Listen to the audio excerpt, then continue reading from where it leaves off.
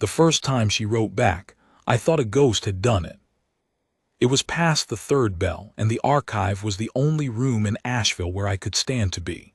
The great hold slept above me, the halls, the guard fires, the long tables where my people ate and laughed and forgot, for whole hours at a time, that the war winter had taken a third of us, and that their king had not spoken more than a sentence together in a year. I did not blame them for forgetting. I envied them. I had come down the worn stone stairs the way I came every night, to sit at the old ledger desk under the one lamp that stayed lit, because the archive did not ask anything of me. It did not watch my face for grief. It only kept its long rows of bound records, its smell of tallow and cold parchment and cedar oil, and the great oak desk in the middle of it all, older than the hold itself, where every keeper of Asheville for 300 years had written down what happened and what was owed. That night I did a thing I had never done.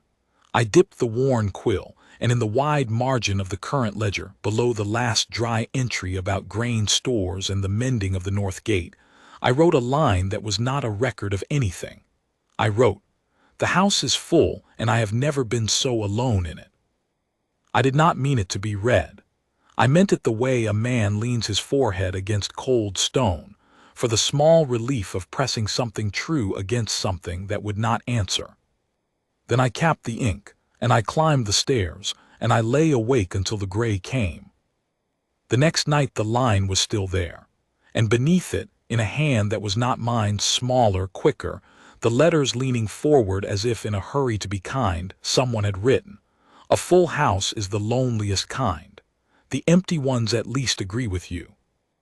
I stood over the desk a long time.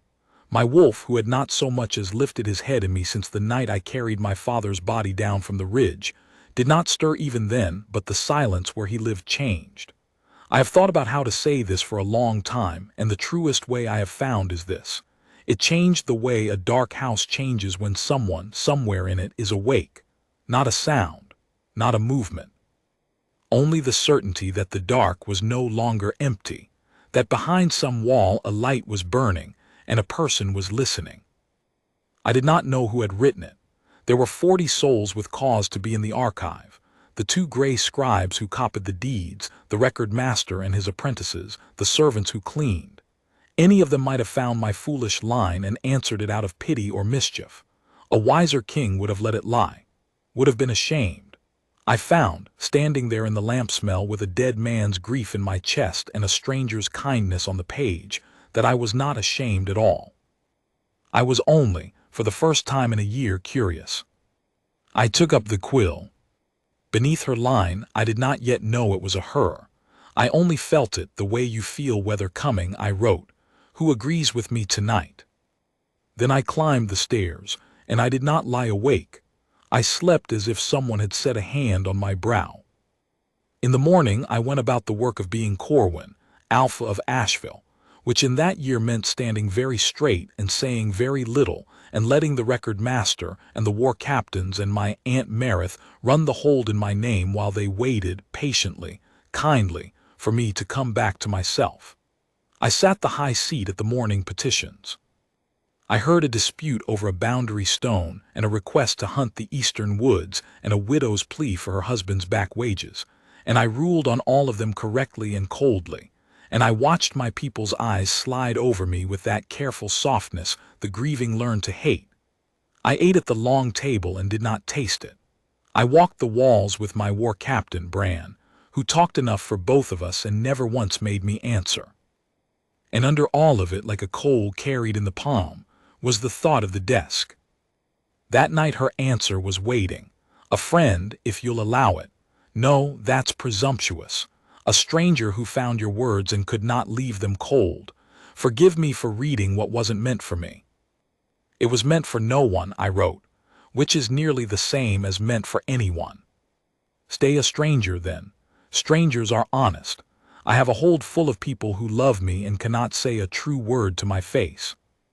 Then say your true words here, she wrote, and I found it the next night, and the certainty had firmed in me by then that it was a she, though I could not have told you how.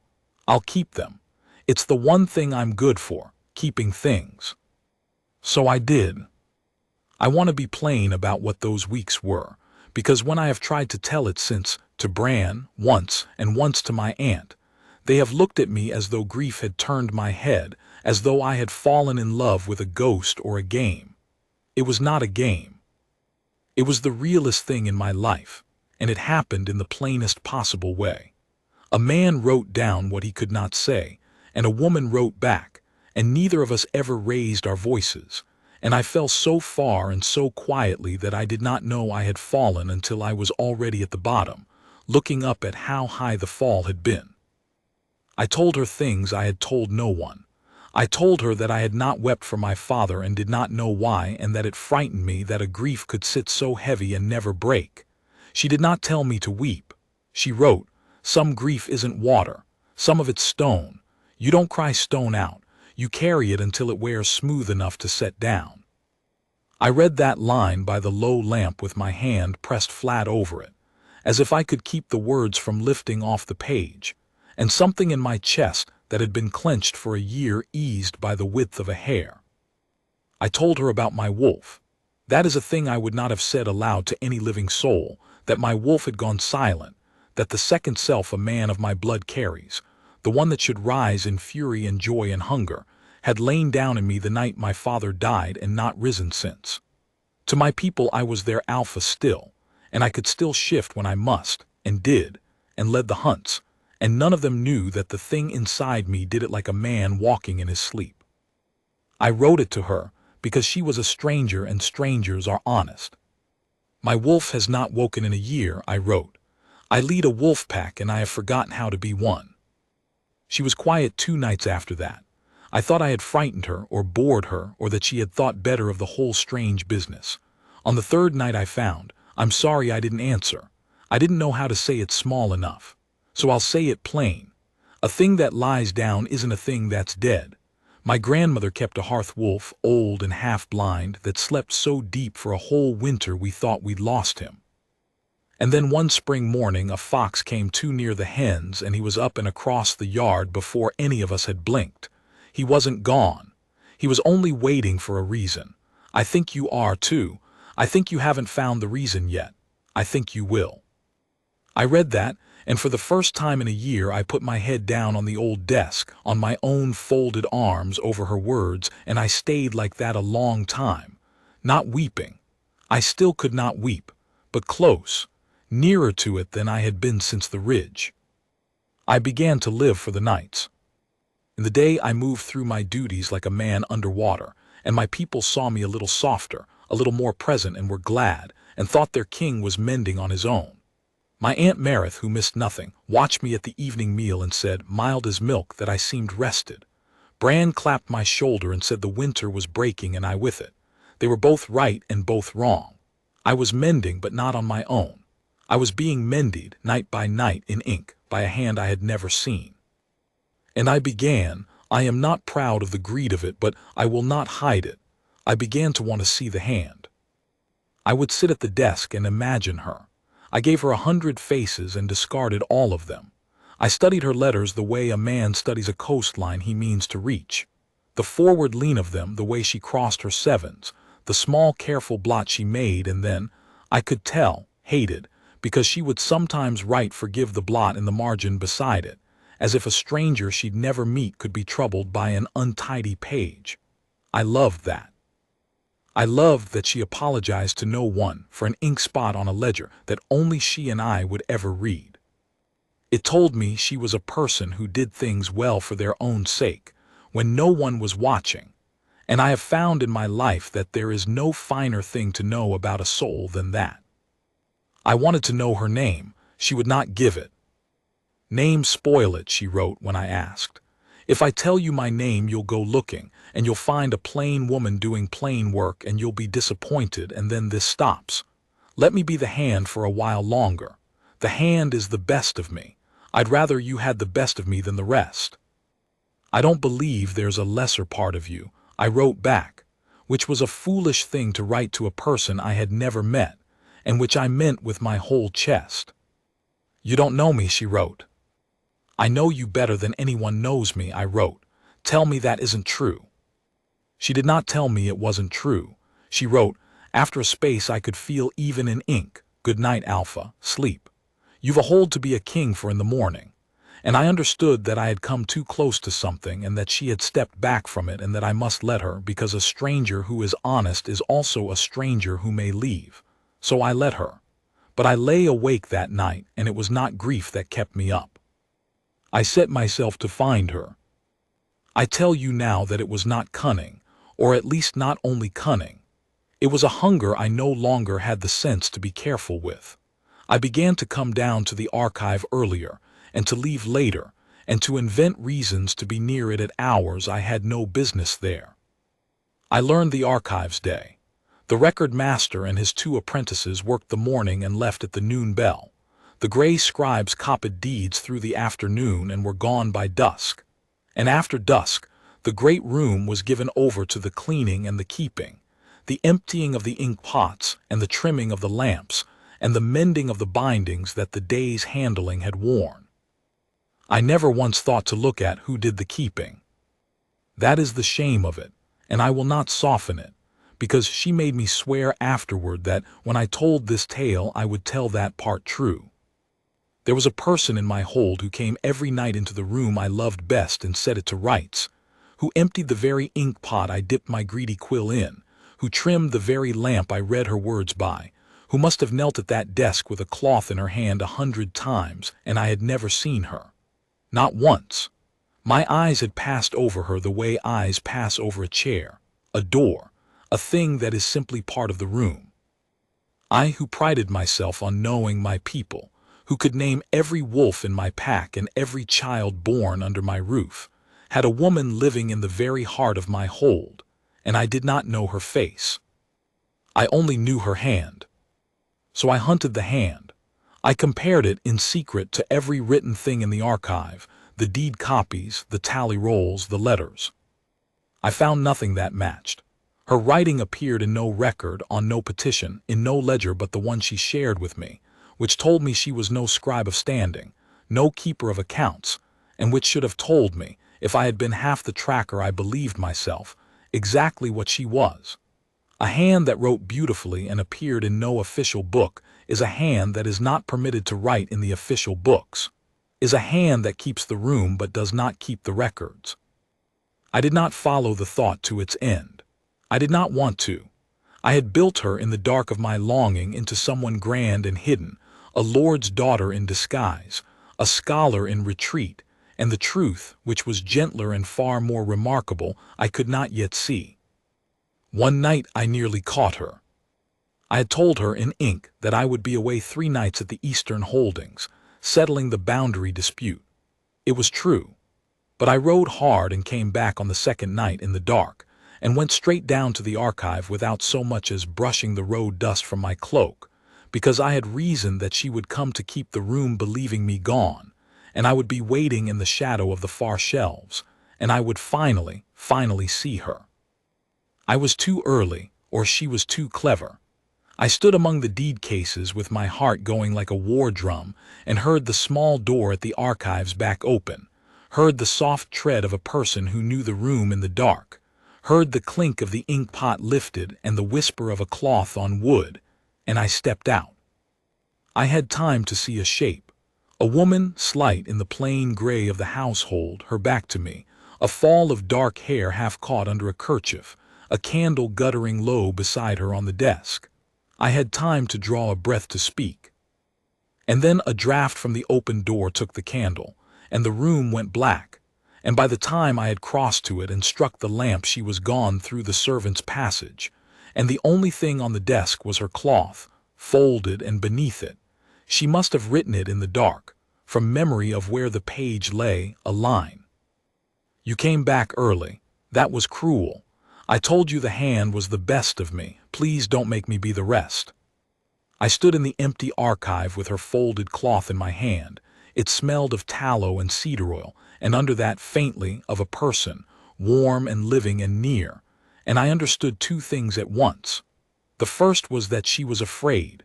Not of me, I thought, but of the moment I would look at her, and the something we had built in the dark would have to survive the daylight. The second was that I no longer cared what she was. Lord's daughter or scullery maid, scholar or servant. I wanted the whole of her, the hand and the rest, and I would have gone down on the stone and sworn it to the empty room if I thought the room would carry the oath to her. I did not chase her that night. It was the hardest thing I had done since the ridge, harder than carrying my father down it, to set her cloth on the desk and take up the quill and write, not who are you and not let me find you, but the only thing that had a chance of being true enough to keep her. I'm sorry, you're right, it was cruel and I'll not do it again. I don't want to trap you, I want to earn you. I don't care what the daylight makes of you, I have never in my life cared less about anything. Come back tomorrow, I'll not hide. I'll not look for you. I'll only leave the lamp lit and go, so you can keep your room in peace and write to me when you're ready and never before. I've waited a year to feel like a living man. I can wait longer to see the woman who made me one. She did not write the next night, nor the next. The lamp burned down and I trimmed it myself and left it lit and climbed the stairs with my chest full of stones, and I thought each morning that I had lost her, that I had frightened the one wild thing that had come to my hand by closing my fist on it. On the fourth night there was a line, just one small, the forward-leaning letters not quite steady. You frightened me, not because you're a king, because you meant it. And beneath it, after a space, give me time. I'm not hiding what I am from you to be cruel. I'm hiding it because once you see it, you can't unsee it, and then it's real and real things break. This isn't real yet. It's the safest thing I've ever had. Let me be brave in my own time. Take all the time there is, I wrote. I'm not going anywhere. I'm the one part of Asheville that never moves. We wrote through the turn of the season. The snow drew back off the walls. The first hard green came up along the river. The hold woke into its brief loud spring, and my people saw their king walking the walls with his face turned up to the thin new sun and were glad and thought the year had healed him. It had not been the year. It had been her. And still my wolf slept. That was the one grief the ink could not lift. I felt myself becoming a man again. I laughed once at something Brand said, a real laugh that surprised us both. I tasted the spring lamb and knew it was good. I sat the high seat and looked my people in the eye, but the second self in me lay as still as ever, and I began to fear it truly gone, that some things a man loses he does not get back, and that I would be an alpha with a dead wolf all my days, leading the pack like a man carrying a lantern with no flame. I wrote her that fear near the season's turn. I think my wolf is gone for good. I feel everything else coming back, I feel it because of you, and I've no way to tell you what that's worth, but he lies still. I think I killed him on the ridge, and only now am I awake enough to grieve it. Her answer when it came was not gentle. That was how I knew she loved me. She stopped being kind and started being true, which is a harder and dearer thing. You didn't kill him, she wrote. You put him down like a man puts down a load he can't carry and grieve at the same time. A wolf is a thing that runs toward. He can't run toward while you're standing still over a grave. You've been standing still a year. Of course he sleeps. Stop asking him to wake for no reason. Give him a reason. Give him something worth running toward and see if he runs. What reason, I wrote, give me one. And she wrote nothing, and I understood, sitting there in the lamplight with the answer plain and unwritten on the page, that she had given me the reason already, months ago, a line at a time, and that the reason was her, and that she knew it, and that she was too afraid to write it down because writing it down would make it real, and real things break. So I made the choice a man makes once or twice in a life if he is lucky. I chose to be the brave one, since she could not yet be. I did not go looking for her. I had promised, and I kept it. Instead, I did the only bold thing left that would not break my word. I made the hold itself into a place where she could find me first. I let it be known through Meredith, who arranges such things and asks no questions she can help you not answer, that the Alpha of Asheville would hold an open hall at the season's turn. Not a petition day, not a council, a gathering. Every soul under the roof, from the war captains to the kitchen girls to the keepers who worked the dark hours, was to come to the great hall and be seen and be thanked, for the hold had come through a killing winter hole, and its king meant to look every one of them in the face and say so. It had not been done in living memory. My people were baffled and pleased. My aunt looked at me a long moment and said, mildly, that it was a fine idea, and that she wondered what had put it in my head, and did not press when I did not tell her. I wrote it to the desk. I'm holding an open hall at the season's turn. All of us, every soul in Asheville in the great hall. I'll not look for you, I'll not name you, but I'll be there in the light where anyone may see me plain. I've hidden in the dark a year. Come stand in the light with me, or don't, it's yours to choose, and I'll write to you the same either way till we're old if that's all you'll give me. But I wanted you to know I'll be standing there, looking and not looking, hoping. She did not answer for 6 nights. On the 7th, the night before the open hall, there was a line, and it was not steady at all, and there was a blot beside it she had not apologized for, which told me more than the words did. If I come, you have to promise me one thing. When you see who I am, when you see that I'm no one, that I'm the plainest, smallest thing in that whole bright room, you have to not change your face. I've watched 100 people's faces change when they finally see me. I couldn't bear it from you. That's the only thing I'm afraid of now. Not the light, your face. I promise, I wrote. I've loved your hand for the length of a season, and I've never seen your face once. Do you understand what that means? It means I fell for you with nothing to go on but who you are.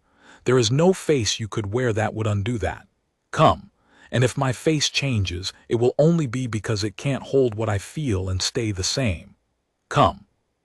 The great hall of Asheville, lit for the open gathering, was the finest thing my people had made in years, and I could not tell you a single detail of it, because I stood at the head of it in my father's dark cloak, and I looked at every face that came through the doors, and I was searching, for a hand I had never seen attached to a woman I would somehow know. They came in their hundreds, all of Asheville, laughing and unsure and pleased to be asked. The war captains, Bran grinning like a boy, the scribes gray and stooped, the kitchen folk with their scrubbed faces, the keepers of the dark hours, blinking in the light of a room they only ever knew empty. I greeted every one. I set my hand on shoulders and said their names when I knew them and asked them when I didn't, and I watched their faces light to be named by their king, and under all of it I was hunting, and my heart was climbing higher into my throat with every soul that was not her, and I began to think she had not come, that the light had been too much to ask, that I would go down to the desk that night and find only silence and have to learn to live on ink for the rest of my days. And then I saw a woman standing at the very edge of the hall, near the servants' door, half in the shadow of a pillar, as if she had come in and gone no further, as if she meant to be able to leave. She was slight in the plain gray of the household, her dark hair half caught under a kerchief she had not quite dared to take off. She was not looking at the room. She was looking at me, and she was so frightened, and so brave to be frightened and standing there anyway, that my chest went tight enough to crack. I did not know her face.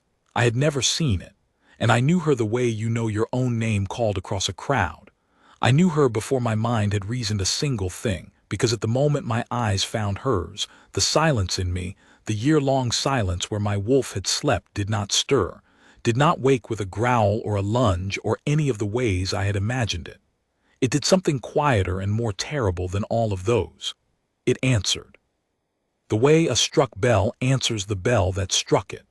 Somewhere in me, a thing that had lain still since the ridge lifted its head in the dark and looked out through my eyes at the slight gray woman by the pillar, and I felt it recognize her, not learn her, recognize her, as though it had been waiting a year in the dark for precisely this, as though the reason I had asked for had walked in on 2 feet and stood trembling by the servant's door. I did not change my face. I had promised her that, and it was the easiest promise I have ever kept, because my face could not have changed if I'd willed it. It had only one thing to do, which was hold still under the weight of a whole year turning over at once. I did not stride to her. I did not want to frighten the wild thing again. I crossed the hall slowly, greeting as I went, and the room quieted around me the way a room quiets when it senses that something is happening it does not understand. And by the time I reached the pillar, the great hall of Asheville had gone near silent, and every face was turned to watch their king walk toward a serving woman no one had ever noticed, standing frozen by the servant's door. I stopped an arm's length from her. She had her hands twisted together in front of her, and I looked down at them. I could not help it. I had loved those hands for a season without a face, and they were exactly what they had to be. Small, ink-stained at the first two fingers of the right, the nails cut short and clean, a person's hands, a keeper's hands, the most beautiful hands I had ever seen because I knew what they had written to me in the dark. "You came," I said. It was the first thing I had said above a murmur in that hall, and my voice came out rougher than I meant, a year of near silence in it. It carried in the hush. I did not care. "You came into the light." She looked up at me. Her eyes were gray as her dress and steady in a way the rest of her was not, and I saw in them the woman who had written some grief isn't water, some of it stone, and I saw that she was terrified and that she was not going to run. "I promised the hand," she said very low for me alone, though the hall strained to hear it. "It wasn't fair to make you love the hand and never meet the rest." Her chin came up. "So, here's the rest. I'm alone. I keep the archive after dark. I empty your ink pot. I've mended the binding of that ledger 3 times this winter where you wore the corner soft, resting your head on it." Her voice shook and held. "I'm no one, Alpha. I'm the smallest thing in this room. I told you your face would change." "It hasn't," I said. "It hasn't," she whispered, wondering, as if she had not, until that moment, believed it could be true. And I did the thing I had waited a season to be allowed to do. I lifted my hand slowly, so she could step back if she chose. I would not close my fist on a wild thing, and I did not seize her hands. I turned my own palm up between us, open, an offering, the way you offer your hand to a creature that has learned to fear them. "Eloan," I said, and it was the first time I had spoken her name, and it fit my mouth as though I had been saying it all my life. "I have loved you for the length of a season with nothing to go on but who you are. There isn't a soul in this hall I know as well as I know you, and there isn't one of them who knows me half so well as you do. You wrote the year back into me a line at a time. You are not the smallest thing in this room. You're the whole reason I'm standing in it." I held my open hand between us. "Come out of the shadow, not because I command it, because I'm asking, and you can say no, and I'll write to you the same tonight either way, but I'm asking." She looked at my open hand a long moment. The whole hall held its breath. And then she set her small ink-stained hand in mine, and the instant her palm met mine, the wolf in me that had been answering since I saw her rose, all the way up out of a year of dark, and I felt it flood back into me warm and whole and running toward, and I understood at last what she had told me by the desk. He had not been dead, only waiting for a reason worth running to, and here she was, her hand in mine, the reason. "There is a thing I have not told you, and it is the strangest part, and I did not learn the whole of it until later that night, so I will tell it where it fell." When her hand closed in mine, there was an old sound in the hall, a low, deep tone like a struck note held. It came from the archive below us, through the stone. I felt Meredith go still beside me. Brand's head came round, because that sound had not been heard in Asheville in the memory of anyone living. It was the seal stone of the old ledger desk, the great disk of dark iron set into its top, worn smooth by 300 years of keepers' hands, that was said in the oldest records to know, to wake in sound when the hand of a true keeper of the ledger line touched it, and to lie dead and silent for any other. It had been silent my whole life. It had been silent my father's whole life. The last keeper of the true line was said to have died childless in a plague winter 4 generations back, and the desk had gone dumb and become only a desk. It was not only a desk, and she was not only a serving woman. I did not know that yet, standing in the hall with her hand in mine and the old note rolling up through the stone. I only knew the wolf was awake and roaring and glad, and that the woman in front of me had gone wide-eyed at the sound as if it had spoken her own secret name. Later, much later in the archive, with the whole hall long abed and only the two of us and the lamp, I would set her hand flat on the seal stone myself and watch it wake to her, watch the dark iron warm and sound under her palm, and lie dead again the moment I laid my own hand where hers had been. I would go down into the oldest records with her, the ones no one read, and we would find it. A keeper's daughter, 4 generations back, given away in the plague winter to a distant holding to be raised safe, her line thought ended, thought lost, and traced down, name by faded name, to a girl brought to Asheville as a child to sweep its floors, who had a gift for letters no one had thought to notice, who kept the archive after dark because it was the one place she felt she belonged, and who had never once been told that she belonged there more truly than any soul in the hold. The archive had known her all along. The seal had been waiting for her hand the way my wolf had been waiting for her face. The whole hold had been keeping her secret from her, in plain sight, for the length of her life. But that was later. In the hall, with the old note fading and every face turned to us in wonder, I only did what a man does when the woman he has loved sight unseen for a season stands trembling and brave with her hand in his in front of everyone who never saw her. I turned her hand still in mine, and I faced my people, and I found my voice, the voice I had not spent in a year, and I spent it all at once. "This is Aloan," I said, and I let it carry to the walls.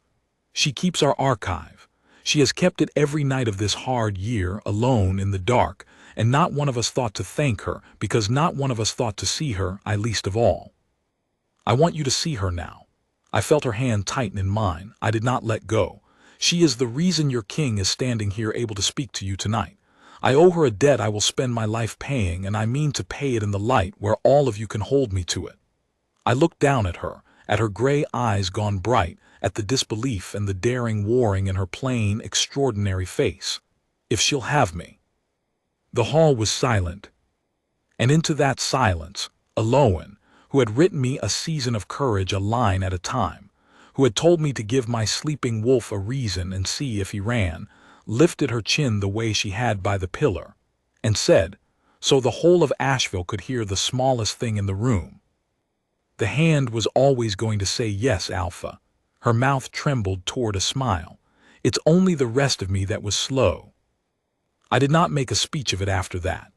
There was no coronation that night, no cloak thrown, no roar of the pack. Those came later, in their own good time, and gently, because she did not love a spectacle, and I found I had lost my taste for them too.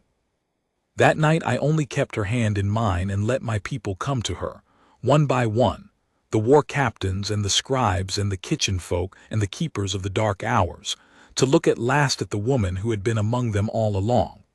I watched their faces change as they saw her, the very thing she had feared, but not one of them changed toward scorn. They changed toward shame, and then toward wonder, and then toward welcome, because that is what good people do when they are shown a kindness they overlooked.